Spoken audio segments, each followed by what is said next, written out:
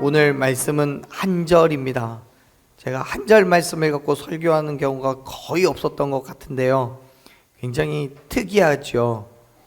그래서 누가 그러더라고요. 절수가 많을수록 설교 시간이 길어질 거라고 얘기를 하던데 한 절이어서 짧을 거라고 생각하실 것 같습니다.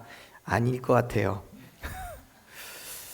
자, 여러분, 지금 우리가 사사기를 읽었는데요, 사사기에서 보이는 이스라엘의 행함은 지극히 인간적이라고 할 수 있어요.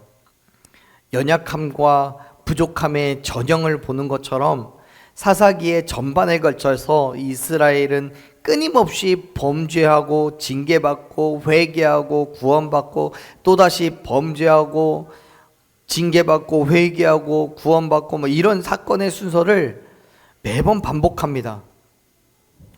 어떻게 보면 시간 낭비와도 같아 보이는 이런 미련한 반복이 사실은 인간이 가지고 있는 연약함과 부족함 때문이라고 생각이 듭니다. 그런데 우리는 이 사건이 단순하게 인간의 연약함 때문이라고 그 책임을 거기에다가만 전가할 수는 없어요.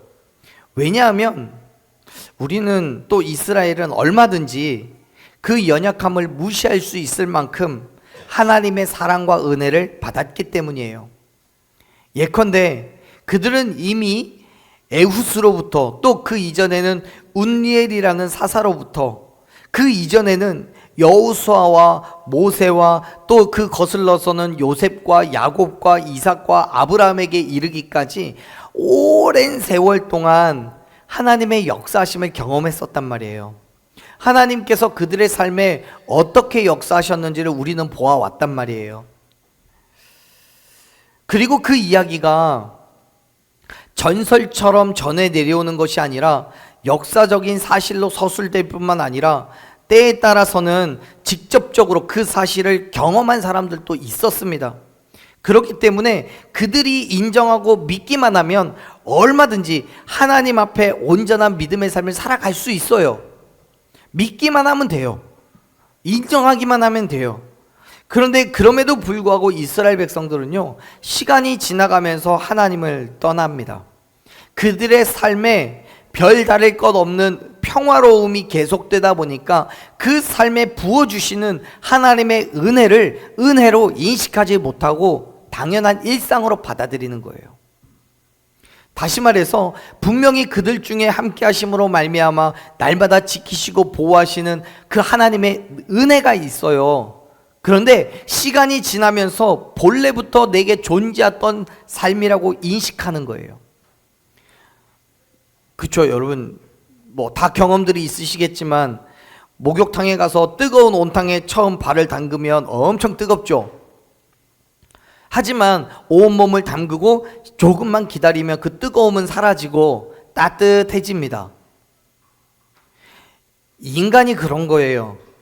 인간적인 자극으로 유익과 만족을 누리려는 노력을 할 수밖에 없는 거예요.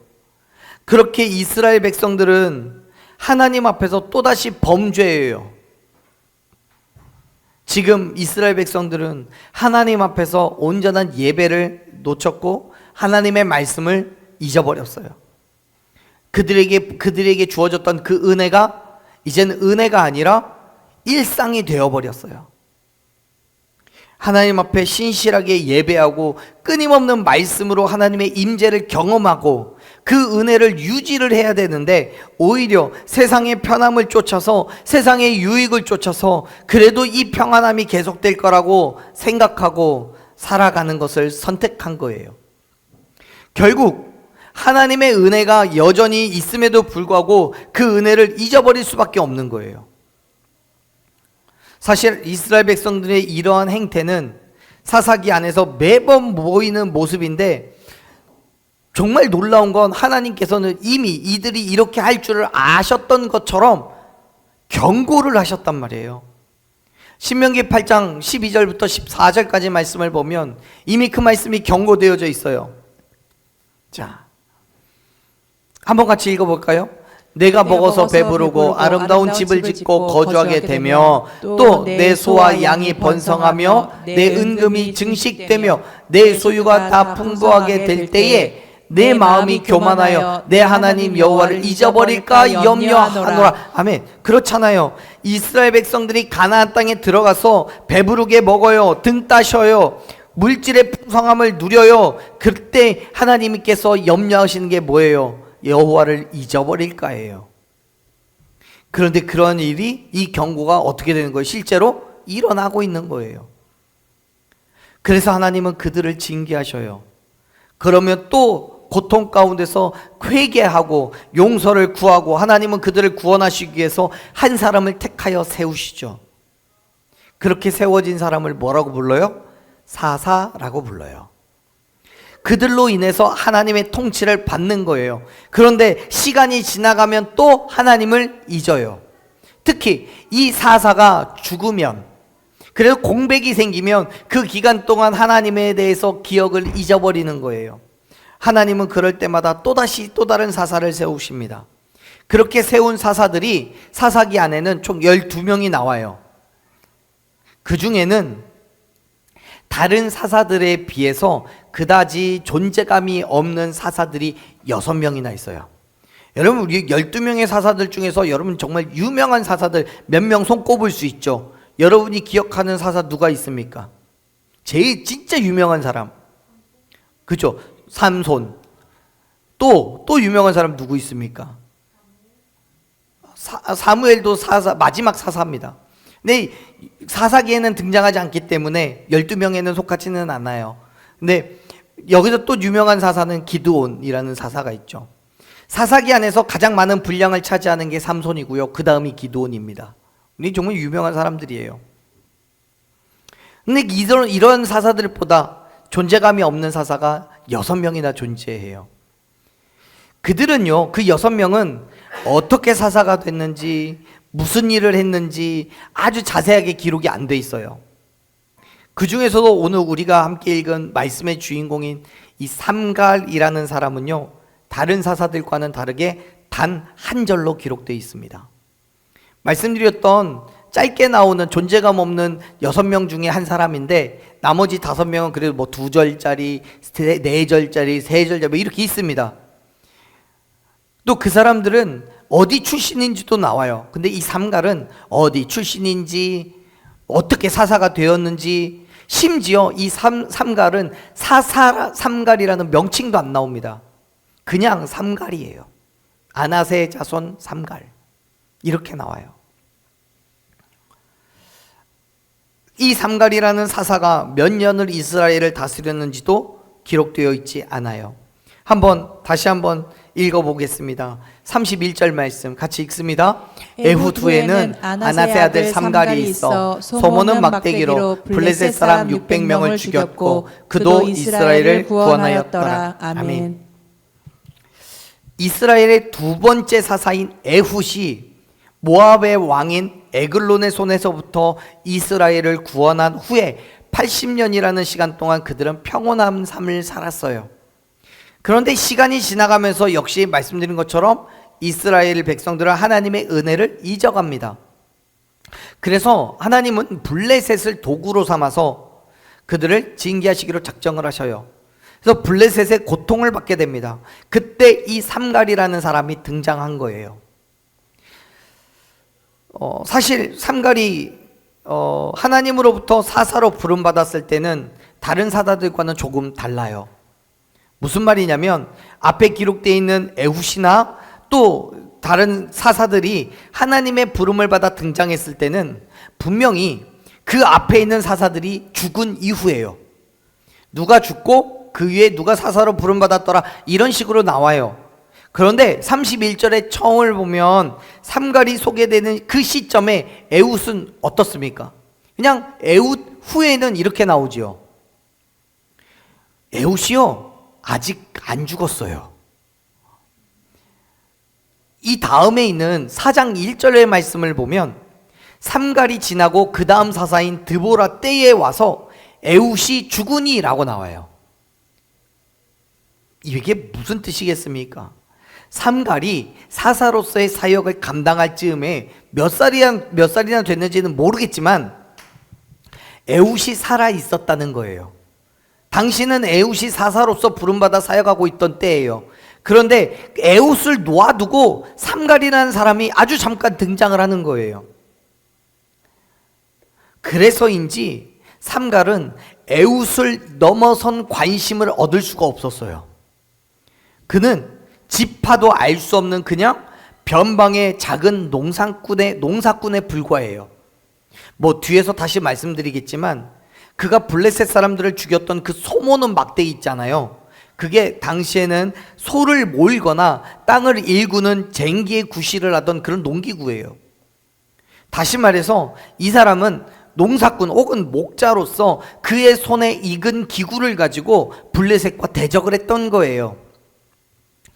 심지어 말씀에서조차 삼갈은 에훗이 행한 일에 마치 묻어가는 것처럼 표현이 되어 있어요. 31절의 마지막을 보면 그렇게 표현되어 있죠. 블레셋 사람들을 600명을 죽였는데 그도 이스라엘을 구원했다라고 써 있어요. 그도예요. 우리 성경에 그도라고 번역되어 있는 이 단어의 헬라어 원문을 보면 그 역시 그도 누구처럼 이런 의미를 가지고 있어요. 다시 말해서 지금 삼갈의 일을 이야기하려고 하는데 삼갈을 누구에게 빗대어서 얘기하고 있는 거예요. 비교해서요. 여기에서는 에훗의 비교를 하고 있습니다. 에훗과도 같이 이스라엘을 구원했다라고 말하는 거예요. 이전에 기록되어 있는 운니엘이나 혹은 에훗과도 같이 내세울 만한 업적이 많지 않아서 그렇게 표현하는 것일 수도 있고요. 어쩌면 삼갈의 그의 자체가, 그의 존재가 에훗에게 가려져 있기 때문에 그런 것일 수도 있어요. 사랑하는 여러분, 이 삼갈이라는 사사는 어쩌면 너무나 평범한 사람이었을 거예요.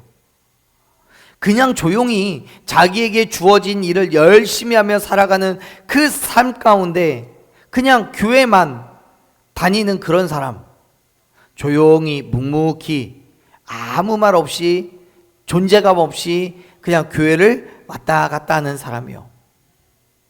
하지만 그러한 삼갈에게 하나님께서 역사하셨을 때 말도 안 되는 농기구로 정말 보잘것없는 그 사람이 블레셋 사람을 무려 600명이나 죽이고 이스라엘을 구원하는 일을 하게 되었다는 거예요.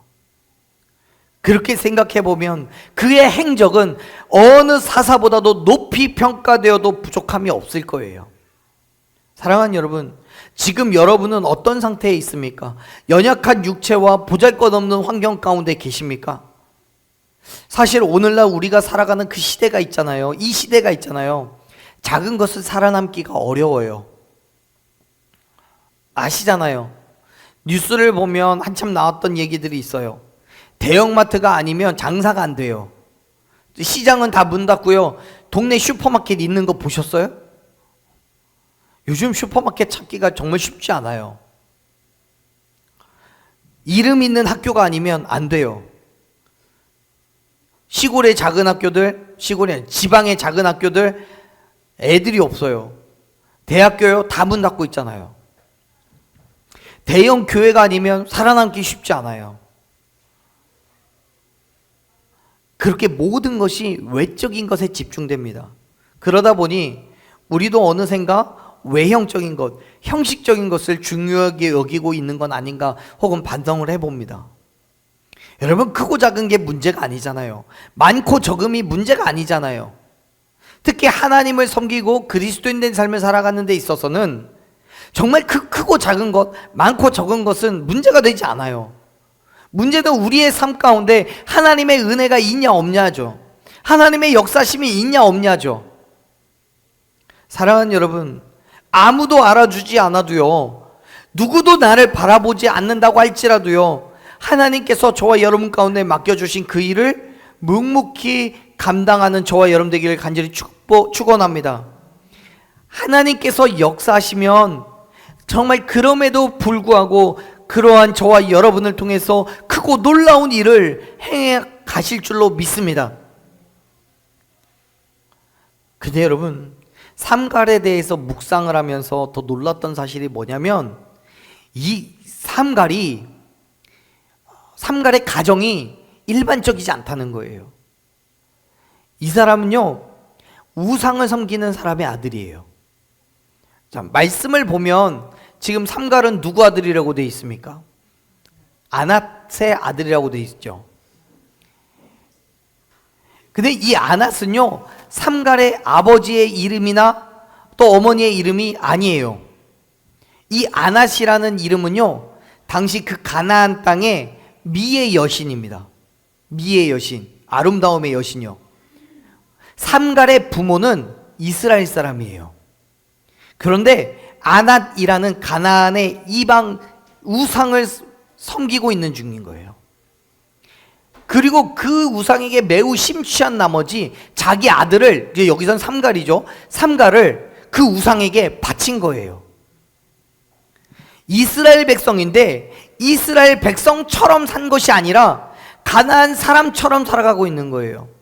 그래서 심지어 자기의 아들조차 우상에게 바쳐버렸어요. 그래서 여기에서 아낫의 아들이라고 이야기하는 거예요. 그러니 삼갈도 모르겠습니다. 성인이 된 이유는 지금 이때는 어떤 상황인지는 잘 모르겠지만 그의 삶의 자체가 우상 숭배의 영향을 받지 않았다라고 말할 수가 없어요. 그런데 성경은 그러한 삼갈을 하나님께서 사사로 세우셔서 이스라엘을 구원하게 하셨다라고 지금 기록하고 있는 거예요. 여러분, 삼갈은 우상을 섬기던 사람이에요. 게다가 이스라엘 사람들에게는 어떤 존재감도 없는 사람입니다. 한번 여쭤볼게요. 어느 날 우리가 이미 다 알고 있어요. 저 사람은 뭐 다른 종교, 교회가 아니라 다른 교회도 아니라 아예 다른 종교 혹은 정말 이단에 있었던 사람인데 이제 하나님께 은혜를 받아서 자기가 자였던 그 모든 죄에 대한 잘못을 깨닫고 회개하고 용서를 구하고 다시 교회로 돌아왔어요. 그래서 그 사람에게 뭐 예컨대 집사이직분도 주고 여러분 뭐 교회 여러 가지 사역을 맡겼어요. 여러분들이라면 용납이 되시겠어요? 아마 저한테 그렇게 얘기하실 거예요. 아시잖아요, 목사님. 저 사람 이단이었어요. 저 사람 다른 교회, 다른 종교를 믿었던 사람이에요.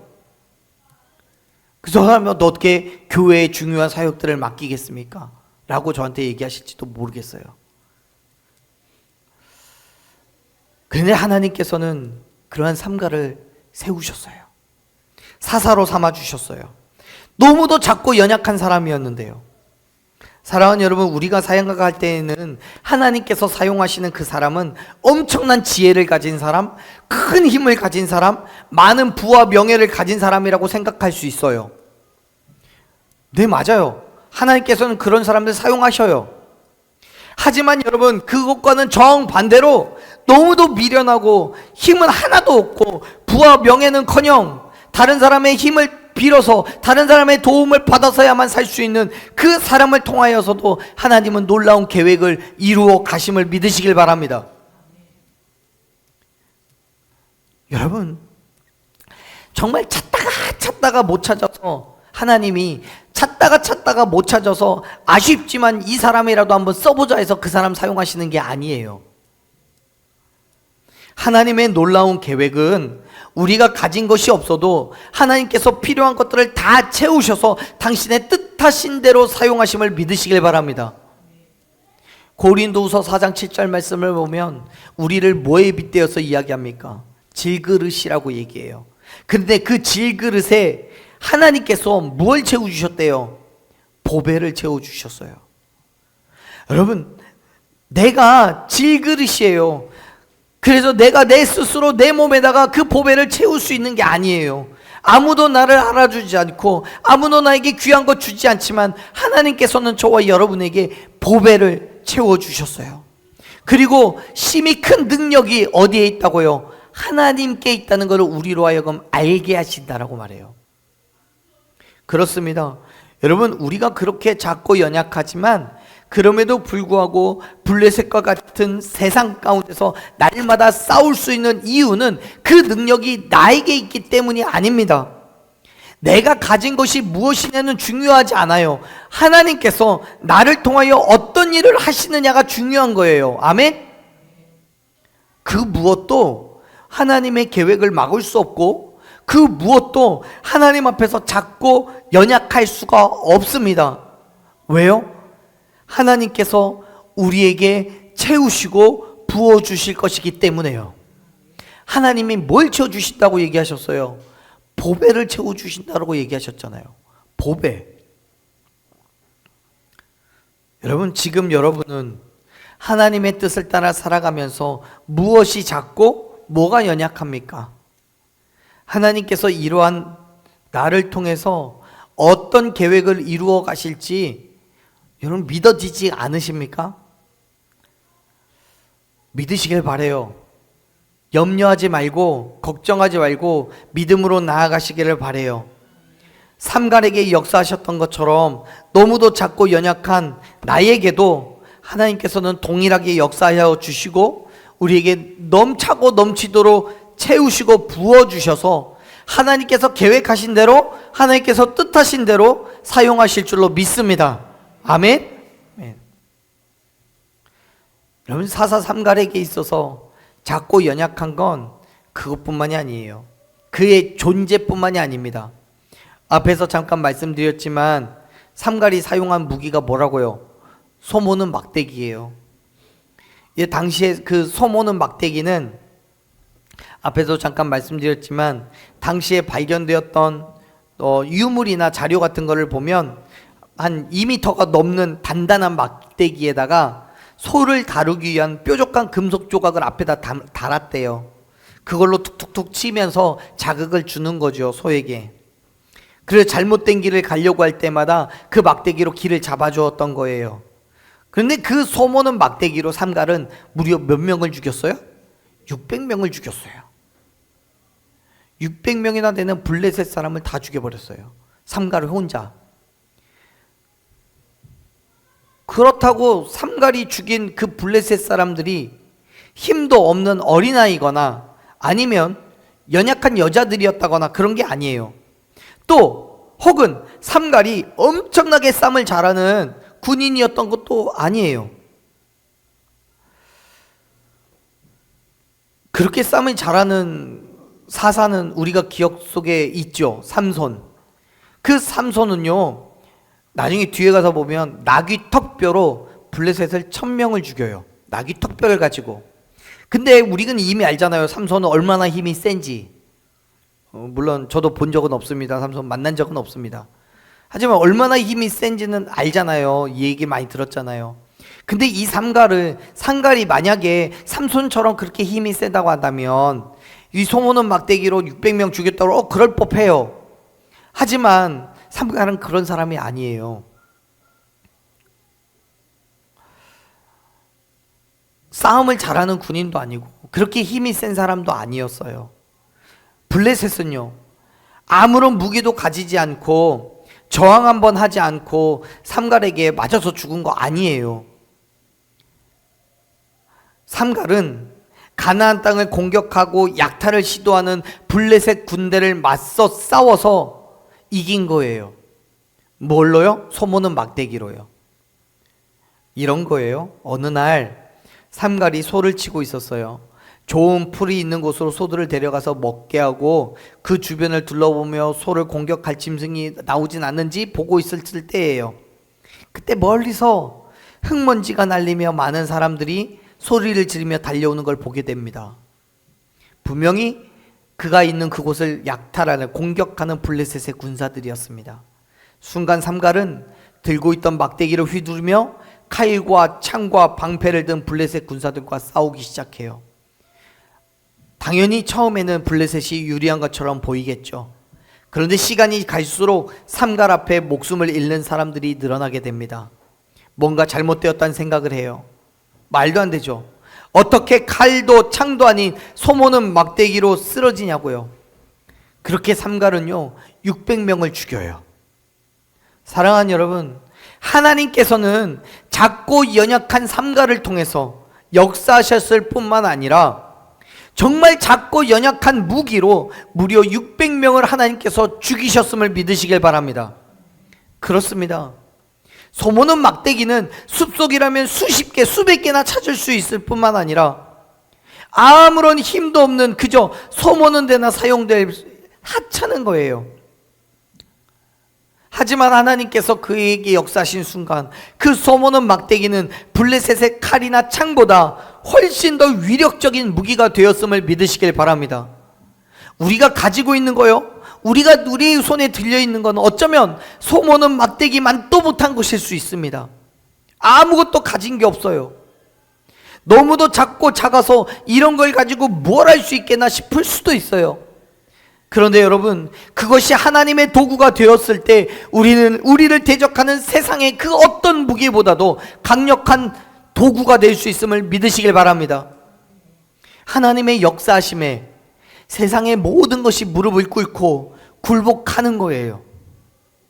그렇기 때문에 사랑하는 여러분, 가진 것이 이것뿐이라고 실망하지 마세요. 가진 것이 이것뿐이라고 하나님께 불평불만하지 마세요. 내 손에 들려진 것을 달려오는 대적의 무기와 비교하여서 좌절하지도 마십시오. 아무것도 아닌 막대기 하나로 블레셋의 군사를 600명이나 죽인 하나님께서 저와 여러분의 손에 들려진 작고 연약한 것으로 승리를 주실 줄을 믿으시길 바랍니다. 그 믿음으로 담대하게 나아가는 거예요. 그 믿음으로 맞서 싸우는 거예요. 하나님께서 우리를 통해 놀라운 일을 이루어 가실 줄로 믿습니다. 사실 이 정도 말씀드리면 아마도 많은 사람들이 그렇게 생각할 거예요. 에이, 무기는 막대기인데 그걸 든 사람이 삼손 아니야? 막 이러면서. 그렇게 힘이 세니까, 그렇게 능력이 있으니까 그 작은 막대기 하나로도 600명 죽일 수 있겠지. 말씀드렸지만 사사기 한참 뒤에 나오는 삼손은요, 나귀톡배로 1000명을 죽였잖아요. 삼손보다 못할지라도 그 밤 정도의 힘만 있어도 막대기로 충분히 죽일 수 있다고 생각할 수 있어요. 그런데 여러분, 그렇지 않아요. 삼갈은요, 그냥 농부에 불과한 사람이에요. 그의 힘도 능력도 없어요.